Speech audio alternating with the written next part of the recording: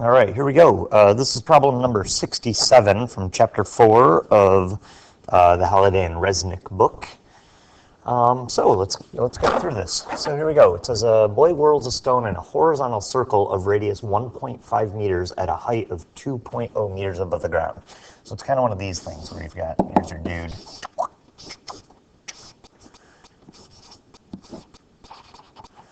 So then he's, oh no, that's not going to work. All right, let's give him a longer arm. All right, so there's his arm.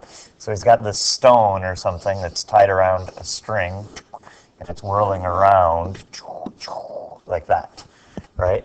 And so the string breaks at a point like this, and so it's going to fly off in a direction that is horizontally. So horizontally, so there's our VO, and then it's going to hit the ground, right? Okay, so there's our drawing. Let's see, what else can we add in here? We know that our radius here, is 1.5 meters. We know that it's being dropped from a height, so I'm going to call that triangle y, delta y, sorry, is going to actually end up being negative 2.0 meters, right? Because it's going to go down that distance. And then it's going to go horizontal distance of 10 meters. Okay, and so then the question is, what's the centripetal acceleration? All right, so that is all of our given information. Let's take all this, kind of free up some space on the board. Okay, so our goal here is to find centripetal acceleration, right? And we really only know one equation for centripetal acceleration. That's v squared over r. And I'm happy because I know that my radius is 1.5 meters, but without finding my velocity, I'm kind of stuck.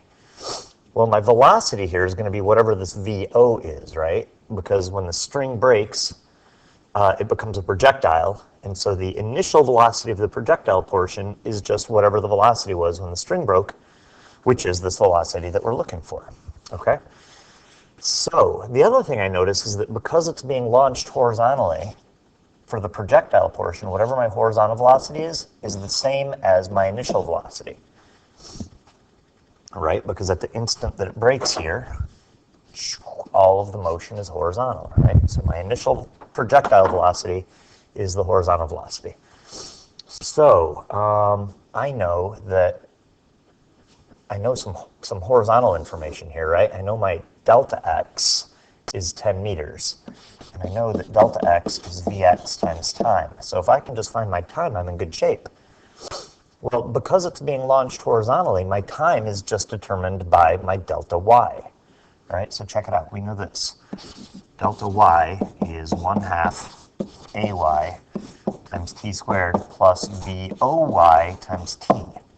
But notice my voy is 0, right? Because, excuse me, because the projectile is being launched horizontally. So I don't even need to worry about this mess. So I can take this here and solve for t, right? So we're going to get, if you do your algebra on this, you get t equals 2 times the vertical displacement over our vertical acceleration, square root of 5. So for us, that's 2 times, it's going to fall down 2 meters at an acceleration of negative 10 meters a second squared, square root it, and you find that your time in the air is 0.639 seconds with a complete disregard for significant digits. Oh, right on.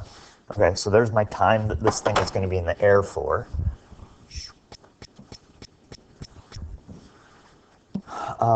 And so now I can find my Vx, right? My Vx then is just going to be my horizontal displacement divided by my time.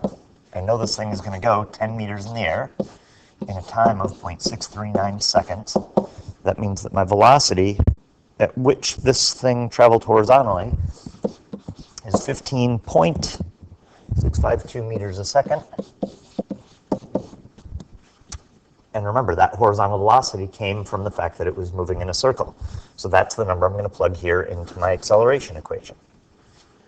So my acceleration then is going to be v squared over r. Well, my v is 15.652 meters a second. Again, remember I'm always keeping extra significant digits so I can round off at the end. I guess I'm keeping insignificant digits, right?